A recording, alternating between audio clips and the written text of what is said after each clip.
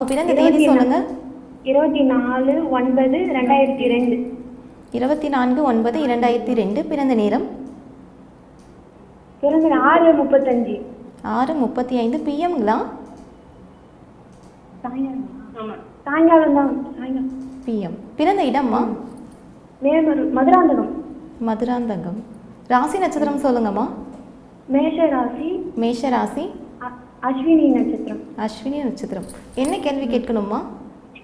வேலை கிடைக்குமா அவங்களுக்கு? அவங்க இப்போ பேங்க்கு கோசம் படிச்சுட்டு இருக்காங்க. பேங்க்ல அவங்களுக்கு வேலை கிடைக்குங்களா? மேஷராசி அஸ்வினி நட்சத்திரம் மீன லக்னம். ஆமாம் குருஜி. இப்போ சூரிய திசையில் ராகு பக்தி போய்கிட்டு இருக்கு. ஓகே குருஜி. சூரிய திசையில் ராகு பக்தியில் எல்லாமே தடையாகும். சுக்கரனுடைய வீட்டில் இருக்கிறாரு. உங்கள் அண்ணன் ஜாதகம் நல்ல ஜாதகம். ஆனால் தமிழ்நாட்டிலலாம் செட்டில் ஆக மாட்டார். வேறு இடங்களில் தான் செட்டில் ஆவார். 8ல் சுக்கிரன் இருக்கிறனால. இப்போ இந்த அமைப்பின் அடிப்படையில் குரு பக்தியில் அவருக்கு நல்ல நிரந்தரமான வேலைகள் சூரிய திசை குரு பக்தியிலிருந்து கிடைக்கும். வர செப்டம்பர் மாதத்துக்கு தான் நல்ல வேலை கிடைக்கும். ஓகே குருஜி. அது அரசாங்க வேலையிலையா இல்லை ப்ரைவேட்லையா? ப்ரைவேட்டில் தாம்மா வேலை கிடைக்கும். ப்ரைவேட்டுங்க தானா? ஆமாம். ஓகே குருஜி. வெளிநாடு வெளி மாநிலம் போவாங்களா? வெளி மாநிலம் போவார். வெளிநாடு போக மாட்டார். வெளி மாநிலம் போவார். 8ஆம் இடம் வெளி மாநிலத்தை குறிக்கக்கூடிய அமைப்பு. சுக்கரதசை சூரிய பக்தி சுக்கரதசையும் சூரிய தசையும் மீனலக்கணக்காரங்களுக்கு பெரிய அளவில் வேலை செய்யாது. இது 6ஆம் அதிபதியோட தசை தான். சந்திர தசையில் 2030 28 வயசுலேருந்து உங்கள் அண்ணன் சூப்பராக இருப்பார். ஓகே குருஜி. சந்திர தசை அவருக்கு சுக்கர பார்வையில் வலிமையாக இருக்கு. ஓகே குருஜி. கல்யாண வாழ்க்கை எப்படி இருக்கும்? வர ஒய்ஃப் எப்படி இருப்பாங்க? நீங்கள் எப்படிம்மா தங்கச்சியா? ஆமாம் குருஜி. உங்களுக்கு கல்யாணம் ஆயிடுச்சா? இன்னும் இல்லையே குருஜி. என்னம்மா நீங்கள் உங்களுக்கு என்னம்மா வயசு? எனக்கு 21. 21 வயசில் பாப்பா நீங்கள் இருந்துக்கிட்டு அண்ணனுக்கு கல்யாணத்துக்கு கேட்கக்கூடாதுமா. யார் உங்களை கேட்க சொல்கிறது? அப்பா அம்மா கேட்க சொல்கிறாங்களா? இல்லை குருஜி, நாங்கள் ரொம்ப நாளாக லைனிங் ட்ரை பண்ணிட்டு இருக்கோம். இன்னைக்கு தான் லைவ் கிடச்சிது. அதனால அப்போ உங்களுக்கு தானம்மா கேட்கணும். ஏம்மா 21 வயசில் நீங்கள் இருக்கிறீங்க. 21 வயசில் ஒரு வயசு பொண்ணை வச்சுக்கிட்டு 23 வயசு பையனுக்கு கல்யாணம் தேவையா? என்னம்மா கேள்வி கேட்குறீங்க? உங்களுக்கு கேளுங்கம்மா. அதுதான் கரெக்டு. தப்பு இல்லையாம்மா?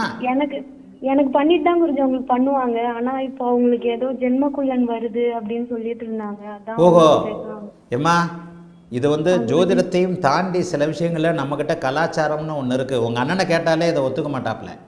முதல்ல 21 வயசு பாப்பா நீங்கள் இருக்கிறீங்க. உங்களுக்கு ஒரு நல்ல வாழ்க்கையை அமைச்சு கொடுத்துட்டு தான், பெண்ணுக்கு ஒரு நல்ல வாழ்க்கையை அமைச்சு கொடுத்துட்டு தான் ஆம்பளை பிள்ளைய பற்றி யோசிக்கிறதே நம்ம வழக்கம். அதனால் கல்யாணம் பற்றின அப்படிதான் குருஜி சொல்கிறாங்க. அண்ணாவும் அதில் தான் இருக்காரு. முதல்ல எனக்கு கல்யாணம் பண்ணிட்டு தான் அவங்களுக்கு கல்யாணம் பண்ணணும் அப்படின்னு. அப்புறம் இன்னொன்று சாஸ்திரத்தில் பெரியவங்க சொல்லுவாங்கம்மா, அதையும் சொல்லிடுறேன். தங்கச்சியை வச்சுக்கிட்டு அண்ணனுக்கு கல்யாணம் எப்போ ஆகும்னு கேட்கக்கூடாது. அப்போ குருஜி எனக்கு எப்படி இருக்குன்னு சொல்ல முடியுங்களா? உன் டைமை சொல்லுமா. நான் உன் டேட் ஆஃப் பர்த் டைமை சொல்லுமா. எங்க 22/9. நீ கேட்க வேண்டியது உனக்கு தான் கேட்கணும். அண்ணனுக்கு கேட்குற 22/9/2004. 22/9/2004. டைம் சொல்லுமா. நைட்டு 1:35. Mid night 1:35 பிறந்திருக்கிற. ஆமா. எந்த ஊர்லமா பிறந்த? எந்த ஊர்லமா பிறந்த? 2004 குருஜி. எந்த ஊர்ல பிறந்த? மதுராந்தகம். மதுராந்தகம். என்னம்மா ராசி, என்னம்மா நட்சத்திரம்? மூல நட்சத்திரம், தனுசு ராசி. உனக்கும் கடக லக்கணமா மிதுன லக்கணமா? ஏமா எனக்குன்னே சேருவீங்களா? 5 நிமிஷத்துல லக்கணம் மாறுது. நீ மிதுன லக்கணமா கடக லக்கணமான்றது டவுட்டு. 1:35 தான் குருஜி. அந்த டைம் தான் வீட்டில் சொல்றாங்க. அதெல்லாம் வீட்டில் சொல்லுவாங்க. கேட்டால் வீட்டில் என்ன சொல்லுவாங்க? டாக்டர் சொன்னார்னு சொல்லுவாங்க. கரெக்டா? ஆமாம் குருஜி. டாக்டர் சொன்னார்னு தானே சொல்லுவாங்க. பார்த்துட்டு சொன்னாதான் சொன்னாங்க. என்னம்மா? நர்ஸு சொன்னாங்கன்னு சொல்கிறாங்க. நீ அநேகமாக மிதுன லக்கணமாக தான் இருப்ப. 5 நிமிஷத்துக்கு முன்னாடி கூட பிறந்திருப்ப. யாருக்கு தெரியும்? கடவுளுக்கு தான் தெரியும்.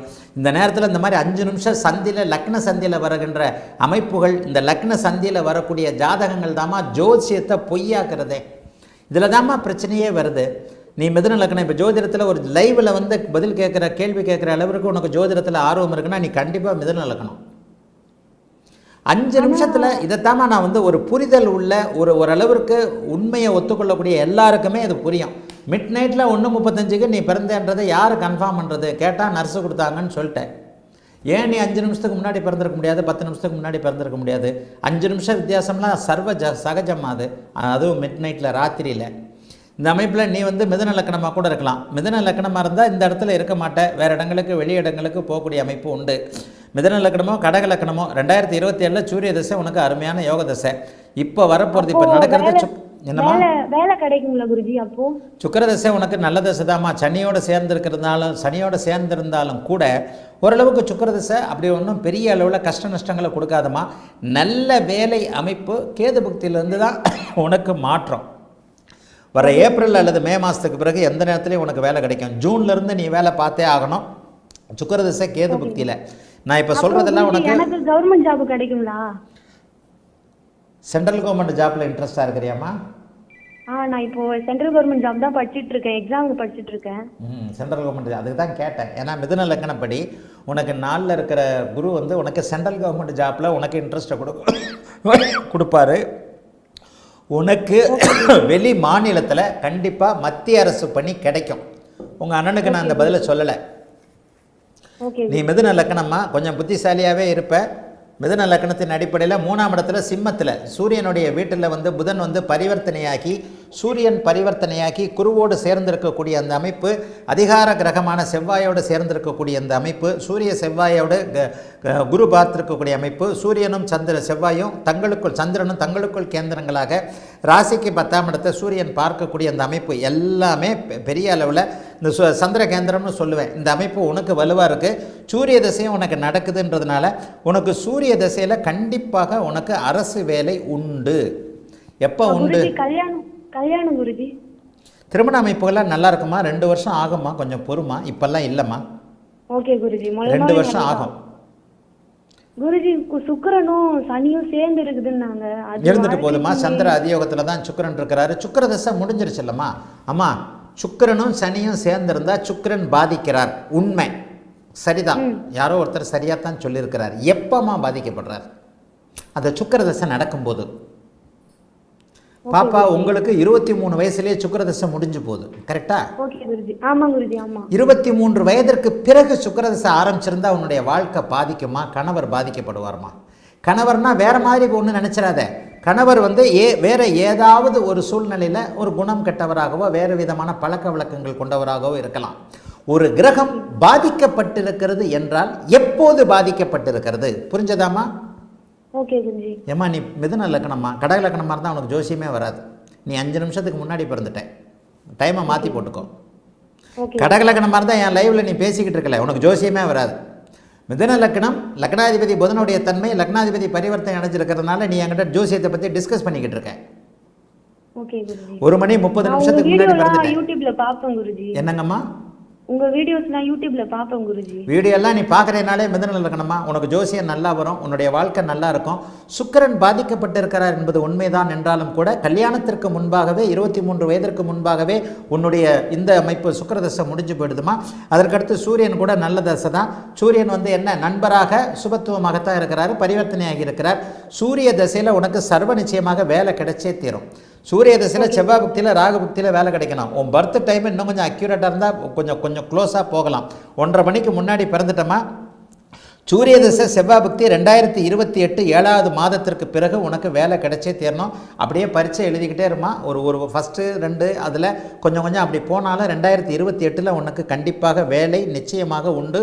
கவலைப்படாத. அரசு வேலை கிடைக்கும், மத்திய அரசு பண்ணி தான் கிடைக்கும். அதுக்கு தான் நான் கேட்டேன், மத்திய அரசுக்கு நீ ரெடியாக தயாராகிக்கிட்டு இருக்கிறியான்னு கேட்டேன். 1.5 மணிக்கெல்லாம் பிறந்துட்டோமா. மிதுன லக்கணமா 2ஆம் இடத்துல சனி இருந்தாலும் சுக்கிரனோடு சேர்ந்திருப்பது நல்ல விதமான ஒரு தன்மைகளை காட்டுகிறது.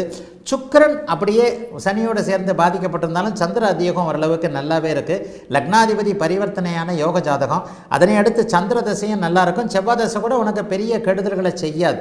ஏன்னு சொன்னால் அவரும் சுபத்துவமாகத்தான் இருக்கிறார். ஆகவே அரசு வேலை, மத்திய அரசு பணி உனக்கு உண்டு. செவ்வாய் தசை சூரிய திசையில் உனக்கு அரசு பண்ணி 2028 கிடைச்சே தீருமா.